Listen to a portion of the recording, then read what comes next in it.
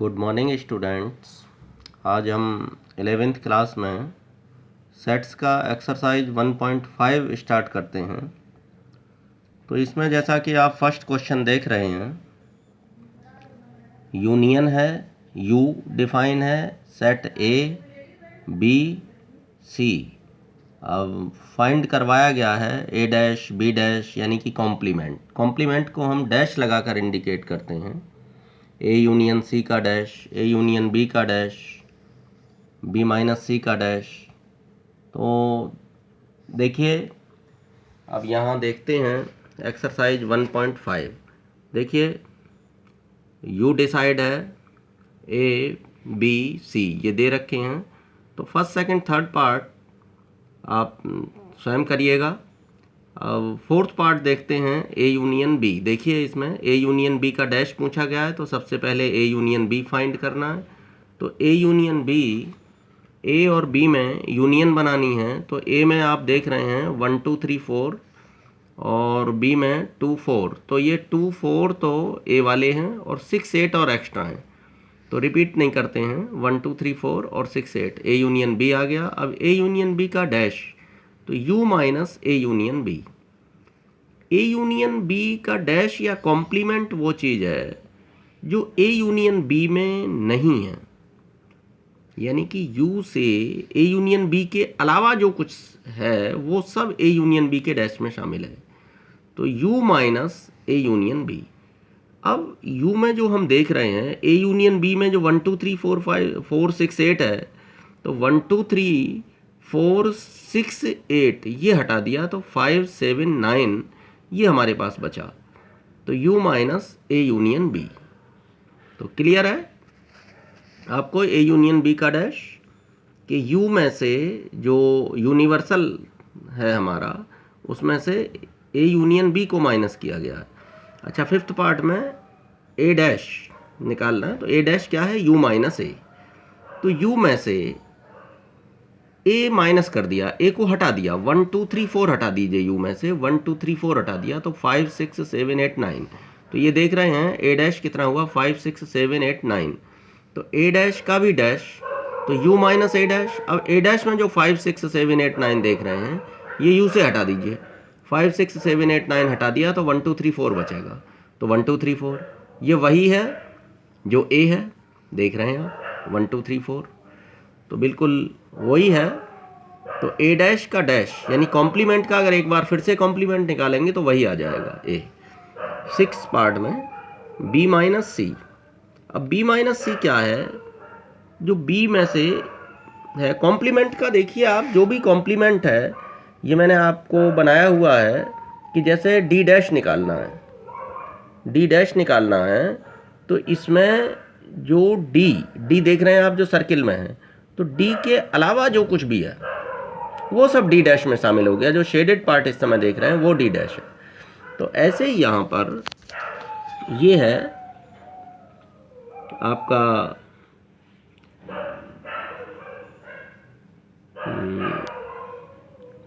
हाँ, तो B minus सी। B minus सी क्या है? जो बी में से सी का पार्ट है और जो बी और सी का इंटरसेक्शन पार्ट है वो माइनस होगा। तो बी क्या है? 2 4 6 8। देखें आप, बी है 2 4 6 8 और सी है 3 4 5 6। तो इसमें से 4 और 6, ये जो दो हैं 4 और 6, ये बी में भी हैं। तो बी में से ये 4 और 6 जो सी में हैं उस पार्ट को माइनस कर देंगे, जो भी एलिमेंट सी में हैं उनको माइनस कर देंगे। तो 2 और 8, 4 और 6 माइनस कर दिए, तो 2 और 8 बचेंगे इसमें। तो देख रहे हैं आप बी माइनस सी 2 और 8 हैं इसमें। अब बी माइनस सी का जब डैश निकालना है तो U minus B minus C. U में क्या देख रहे हैं आप? 1 2 3 4 5 6 7 8 9। अब इसमें से जो b माइनस सी में 2 और 8 आया था, बस उनको छोड़ देंगे। तो कितना हो गया? 1 3, 2 छोड़ दिया, 4 5 6 7 8 छोड़ दिया, क्योंकि b माइनस सी वाला उसमें से कम कर दिया 9। तो b माइनस सी का डैश हो गया। तो जो भी है वो u में से माइनस कर देना है। अगर उसका कॉम्प्लीमेंट निकालना है तो कॉम्प्लीमेंट होता है u में से खुद उसको माइनस कर देना। अच्छा, क्वेश्चन नंबर 2 में भी कॉम्प्लीमेंट फाइंड करवाए गए हैं, तो कॉम्प्लीमेंट के लिए u डिफाइन होना चाहिए जो यूनिवर्सल है पूरा। तो ये फर्स्ट और सेकंड पार्ट बहुत इजी है, आप खुद करना। अब थर्ड में देखिए, CACEG लिखा है, ACEG लिखा है C, तो C डैश क्या हुआ, U माइनस C। अब U में जो ABCDEFGH है, इसमें से ACEG ये हटा दो, ACEG हटा दो, बचेगा क्या, BDFH, ये C डैश में आ गया हमारा। तो C dash U minus C, उसको U में से जो C का पोर्शन है वो माइनस कर दीजिएगा। अच्छा, फोर्थ है DFGHA, तो D डैश निकालना है U माइनस D। तो जो भी U दे रखा है, U क्या दे रखा है हमारा, U यहाँ क्वेश्चन नंबर 2 में U ABCDEFGH, और उसमें से क्या निकाल दिया, FGH और A निकाल दिया। तो देखिए B बचा, C बचा, D बचा, E बचा। तो D dash U minus D BCDE ये हो गया। तो जो कॉम्प्लीमेंट है, ये मैंने वेन डायग्राम बना करके आपको दिखा रखा है कि वो देखिए D का अगर कॉम्प्लीमेंट निकालना है तो D को छोड़ करके जो भी कुछ है U में वो सब आ जाएगा, बट D को ख़त्म कर देना। बाकी U माइनस D, U में से D को ख़त्म कर देना, हटा देना D को, U माइनस D। तो ये है कॉम्प्लीमेंट। अब थर्ड क्वेश्चन हम देख रहे हैं। थर्ड क्वेश्चन में कॉम्प्लीमेंट निकलवाया गया है, जबकि U को डिफाइन किया गया है, U x is a natural number. Third question में कॉम्प्लीमेंट निकलवाया जबकि U को सेट बिल्डर फॉर्म में डिफाइन किया गया है, x is a natural number. First part है A क्या चीज़ है, x is an even natural number. तो अगर A एक इवन नेचुरल नंबर है तो उसका A का कॉम्प्लीमेंट होगा U माइनस A। अब U माइनस A, U क्या चीज़ है, नेचुरल नंबर। लेकिन हम जानते हैं कि नेचुरल नंबर में ऑड नंबर्स होते हैं और इवन नंबर होते हैं, इन दोनों को मिला करके नेचुरल नंबर कंप्लीट हो जाता है। तो अगर उसमें से हम इवन नेचुरल नंबर, U है नेचुरल नंबर और A है इवन नेचुरल नंबर, तो नेचुरल नंबर में से अगर इवन नंबर से निकाल दें तो ऑड नंबर बचेंगे। तो हम लिख सकते हैं x, एलिमेंट इसका x है, और सच that x is an odd natural number, क्योंकि इवन निकाल दिया ना U माइनस A, तो ऑड बचेगा, इवन निकाल करके ऑड बचेगा। सेकंड पार्ट है A, x is an odd natural number. अगर वो A इस तरीके का सेट है कि उसका एलिमेंट ऑड नेचुरल नंबर है, तो A dash U minus A, यानी कि x इस तरीके का होगा कि x is an even natural number, क्योंकि ऑड इवन दोनों हैं U में ऑड इवन दोनों हैं, और उसमें से हमने ऑड निकाल दिया है, तो डेफिनेटली वो इवन नेचुरल नंबर होगा। तो x is an even natural number. ये सेट बिल्डर फॉर्म में लिखना है इस तरीके से, क्योंकि x क्या है, सेट का एक एलिमेंट, और वो एलिमेंट इस प्रकार है कि x एक इवन नेचुरल नंबर है, क्योंकि ऑड नेचुरल नंबर माइनस हो चुका है, तो डेफिनेटली नेचुरल नंबर में से ऑड जाएगा तो इवन बचेगा। चलिए third part A, x is a positive multiple of 3 का पॉजिटिव मल्टीपल है, तो U माइनस A डैश क्या होगा, U माइनस A, जो कॉम्प्लीमेंट है वो U माइनस A का कॉम्प्लीमेंट U माइनस A। अब x एलिमेंट है n का, या x बिलोंग टू n ऐसा कह सकते हैं, and x is not multiple of 3। देखिए जो A है वो क्या है, मल्टीपल ऑफ 3। तो अगर मल्टीपल ऑफ 3 निकाल देंगे तो क्या बचेगा, नॉट मल्टीपल ऑफ 3। अगर नेचुरल नंबर में से 3 के मल्टीपल निकाल दें तो वही बचेंगे जो मल्टीपल नहीं है 3 के। क्लियर हुई ना बात, U minus A। Fourth part में A, x is a prime number, तो U माइनस A क्या है, x बिलोंग टू n, या एलिमेंट है n का, and x is not a prime number. ऐसे लिख सकते हैं आप, जैसे अभी अभी बताया था कि प्राइम नंबर को निकाल देने पर नेचुरल नंबर में से क्या बचेगा, जो प्राइम नंबर नहीं है वो सब बच रहेंगे। तो ऐसे भी लिख सकते हैं। और x is a composite number और x इक्वल टू 1। देखिए इसको x इक्वल टू 1 इसलिए लिखा गया है कि 1 is neither prime nor composite. वैसे नेचुरल नंबर में से अगर प्राइम नंबर निकल जाएंगे तो जो प्राइम नंबर नहीं है वो सब बच रहेंगे। जैसे मैंने यहाँ दिखाया है आपको लिख करके, x बिलोंग टू n या x एलिमेंट है n का, and x is not a prime number, prime number नहीं है। तो अदरवाइज ऐसे लिख सकते हैं x is a composite number, जो प्राइम नहीं होते वो कंपोजिट होते हैं, लेकिन 1 इज नाइदर प्राइम नार कंपोजिट, उसमें कंपोजिट में भी शामिल नहीं होगा 1, ना प्राइम में शामिल होगा, तो इसलिए x इक्वल टू 1 लिख के अलग दिखाना पड़ा है। और नॉट प्राइम में तो जो प्राइम को हटा करके आएगा वो 1 भी आ जाएगा फिर उसमें। चलिए, तो इन दोनों में डिफरेंस कुछ नहीं है, दोनों बिल्कुल सेम हैं। आप चाहें तो प्राइम नंबर, अगर वो प्राइम नंबर है तो u माइनस ए में लिख सकते हैं, u में ऑल नेचुरल नंबर आते हैं, तो नॉट प्राइम नंबर। ठीक, चलिए फिफ्थ ए, x इस तरीके से है सच that x is a natural number divisible by 3 and 5। 3 और 5 के जो डिविजिबल नंबर्स हैं वो a में शामिल हैं। तो a डैश क्या हुआ, u माइनस ए, x हम लिखेंगे उसी की तरह सेट बिल्डर फॉर्म में, x is a natural number neither divisible by 3 nor 5, ना ही 3 से डिविजिबल हो और ना 5 से डिविजिबल हो।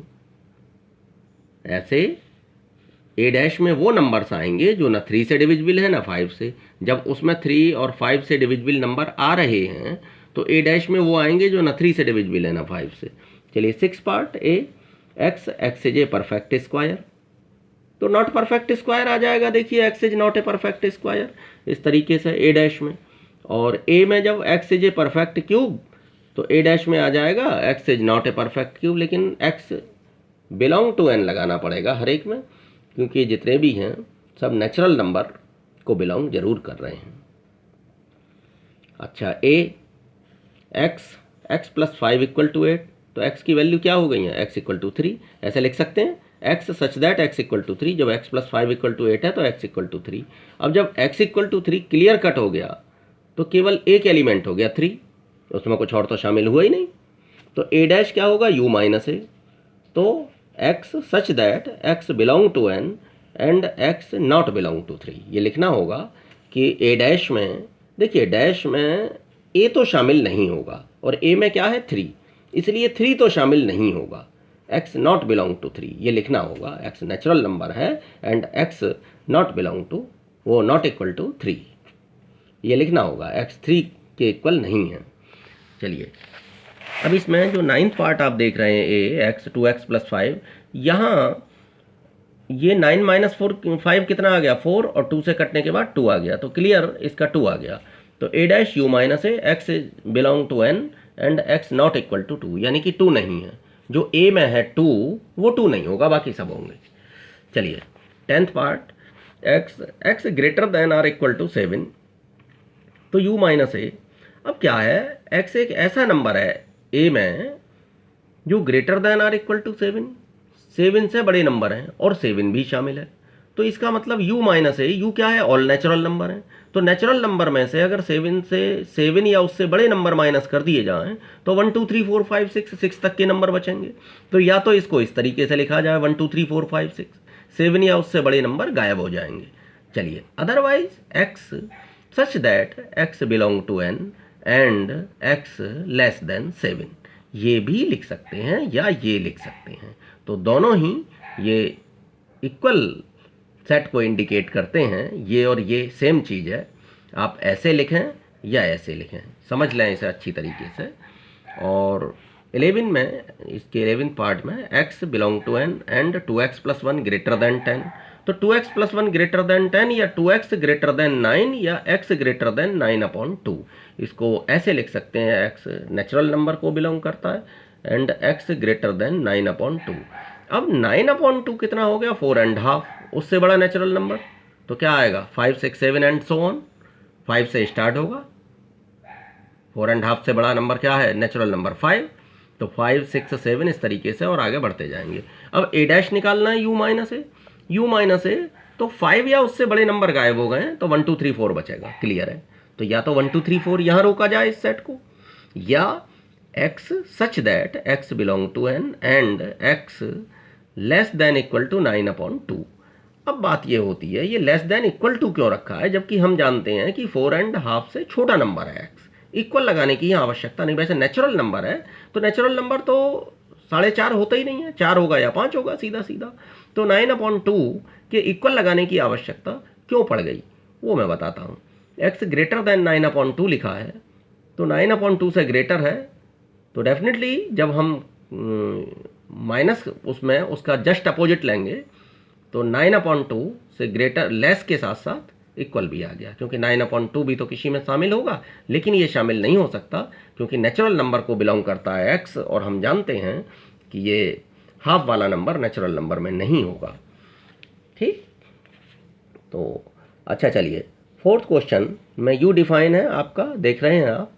फोर्थ में u है और a है, b है।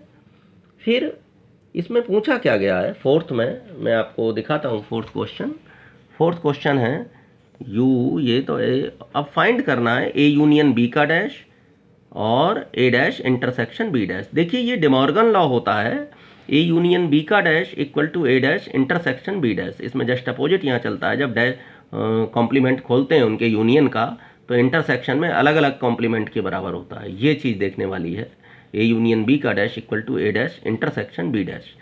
तो ऐसे ही a इंटरसेक्शन b का dash a dash union b dash. देखिए जस्ट यहाँ पलट देते हैं इसको, इंटरसेक्शन को यूनियन में पलटते हैं और यूनियन वाले को इंटरसेक्शन में पलटते हैं। ये डिमॉर्गन लॉ है जो हमें वेरीफाई यहाँ करना है। क्वेश्चन नंबर 4 में आप देख रहे हैं, क्वेश्चन नंबर 4। तो 4 में आप क्या देख पा रहे हैं कि देखिए इसमें अब a यूनियन b का डैश तो जब निकालेंगे सबसे पहले तो a यूनियन b निकाला जाए। भाई a यूनियन b का डैश निकालना है तो a यूनियन b निकालोगे। a क्या है 2 4 6 8, b क्या है 2 3 5 7। तो इन दोनों को कंबाइंड कर लीजिए, 2 3 4 5 6 7 8, ये हो गया a यूनियन b। मतलब रिपीटेशन नहीं देते हैं, दोनों के ही एलिमेंट शामिल करते हैं यूनियन में, रिपीटेशन देते नहीं हैं। तो a यूनियन b का डैश हुआ u minus a union b। अब u में से 1 से लेके 9 तक के नंबर हैं, और इसमें से a यूनियन b जो 2 3 4 5 6 7 8 ये माइनस करने हैं, तो 1 और 9 बचा।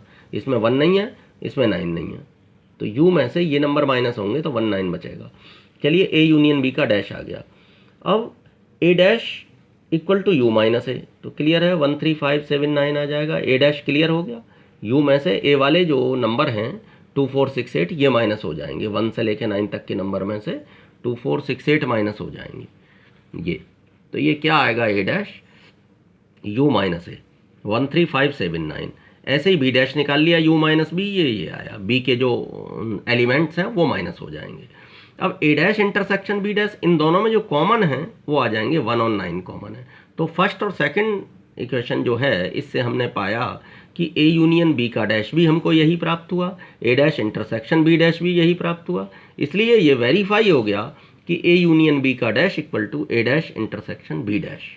और सेकंड पार्ट भी बिल्कुल सेम है, कोई अंतर नहीं है उसमें इंटरसेक्शन निकालना है आपको, बाद में वो इंटरसेक्शन का डैश निकाल देना, और ये a dash union b dash यहाँ हो जाएगा। बस साइन चेंज है, उसके अकॉर्डिंग वर्क करना है। यूनियन का है तो यूनियन और इंटरसेक्शन है तो इंटरसेक्शन।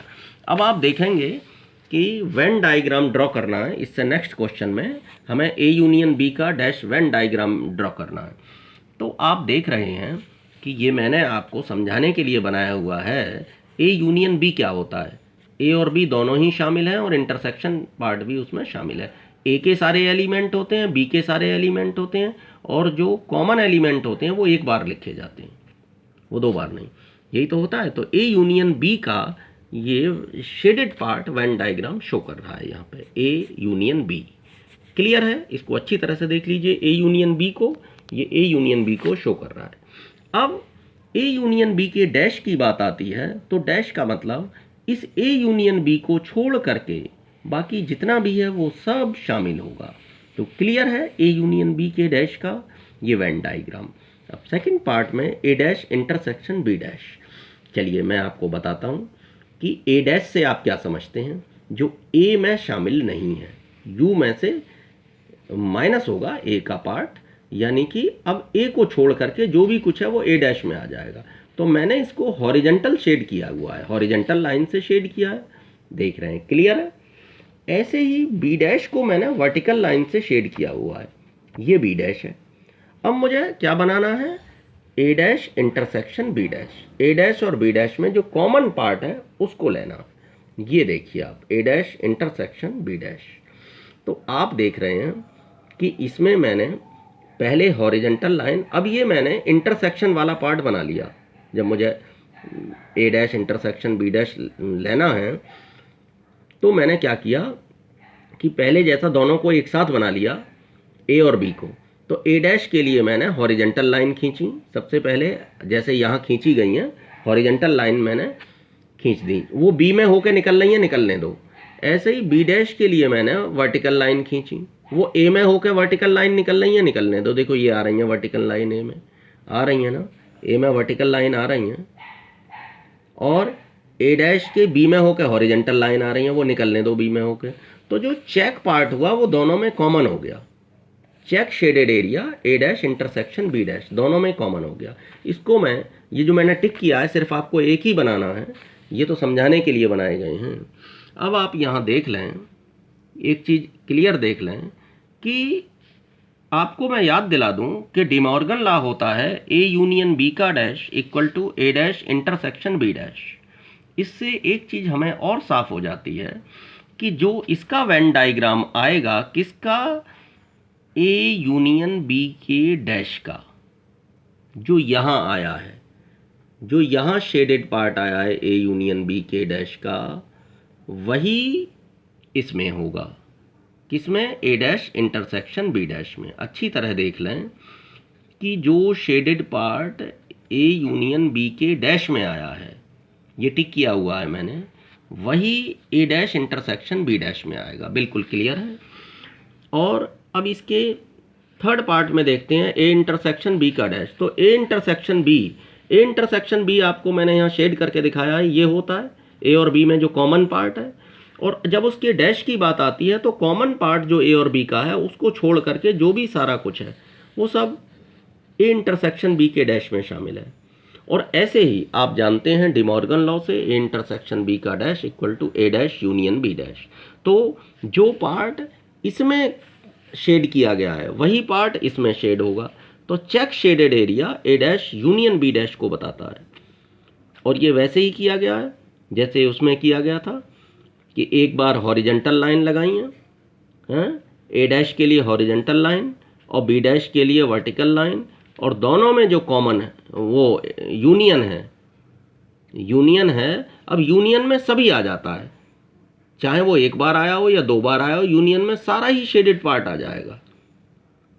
उसमें तो चेक शेडेड आया था, लेकिन इसमें ऑल शेडेड पार्ट आ जाएगा। तो ये शेड नहीं हुआ बीच का, तो ये जो रह गया मतलब सेम है, यहाँ भी ये रह गया है और यहाँ भी ये रह गया है। तो ए इंटरसेक्शन बी का डैश या ए डैश यूनियन बी डैश बिल्कुल सेम आएगा आपका। क्लियर है स्टूडेंट्स? अच्छा, अब क्वेश्चन नंबर 6 में देख लेते हैं हम। क्वेश्चन नंबर 6 में है कि U be set of triangles in a plane, A is the set of all triangles at least one different angle from 60 degree, what is A. तो U ऑल ट्राइंगल्स का सेट है, मैंने यहाँ लिख रखा है। U क्या है, set of all triangles in a plane. A क्या है, set of all triangles with at least one angle different from 60 degree. One angle different from 60 degree इसका मतलब है set of triangles which are not equilateral triangle. Equilateral triangle में क्या है, all angle 60 degree होते हैं, और यहाँ एक एंगल अगर डिफरेंट होगा, कम से कम एक एंगल भी अगर डिफरेंट होगा 60 से, तो वो इक्विलेटरल ट्राइंगल नहीं होगा। ए क्या है, जो इक्विलेटरल ट्राइंगल नहीं है। तो ए डैश क्या होगा, you minus A set of equilateral triangle. मतलब ए इक्विलेटरल ट्राइंगल नहीं है तो ए डैश क्या होगा, set of equilateral triangle. Clear है? यू ऑल ट्राइंगल्स का सेट है, उसमें से जो इक्विलेटरल नहीं है वो निकाल दिए तो इक्विलेटरल ही बचेंगे। ये बिल्कुल क्लियर बात हुई। और अब मैं आगे आता हूँ, देखिए ए यूनियन ए डैश। ए और ए डैश का यूनियन क्या होगा, आप देख रहे हैं ए और ए डैश का यूनियन वो पूरा यूनिवर्सल सेट कवर करेगा, तो यू आ जाएगा। ए और ए डैश का जो यूनियन होगा वो यू आ जाएगा। ए डैश में वो है जो ए में नहीं है। अच्छा, अब फाई डैश क्या होता है, फाई में कोई एलिमेंट नहीं होता, तो फाई डैश क्या होता है, यू माइनस फाई। अब यू में से फाई माइनस किया आपने जिसमें एलिमेंट ही नहीं है, तो यू बचेगा। और यू और ए का इंटरसेक्शन क्या होगा, वो ए होगा, क्योंकि यू में सब कुछ आ गया और ए के साथ इंटरसेक्शन बनाया तो पूरा ए यू में कवर हो जाएगा। अच्छा, ए इंटरसेक्शन ए डैश, अब आप देख रहे हैं ए और ए डैश वो होता है जो जिसमें ए शामिल नहीं है, ए के अलावा जो कुछ भी है वो ए डैश में है, और इन दोनों का बना दिया हमने इंटरसेक्शन। तो जब वो शामिल ही नहीं है एक दूसरे में तो कॉमन पार्ट कुछ नहीं, फाई। चलिए फोर्थ पार्ट में आते हैं, यू डैश इंटरसेक्शन ए। तो यू डैश क्या है आपका, जो U minus U that is phi. U dash क्या हुआ, U minus U that is phi. और फाई का इंटरसेक्शन जब हमने ए के साथ किया तो इंटरसेक्शन होता है कॉमन पार्ट, और जब उसमें कोई एलिमेंट ही नहीं है फाई में तो कॉमन क्या होगा, कुछ नहीं, दैट इज नो एलिमेंट, यानी कि फाई। फिर से तो फोर्थ का यहाँ फाई हम फिल करेंगे, फिल इन द ब्लैंक्स थे जो आपको लॉजिक लगा करके फिल करने हैं। तो स्टूडेंट्स इनको आप अपना फेयर वर्क में करेंगे और समझ गए होंगे अच्छी तरह से। Thank you, have a nice day all of student.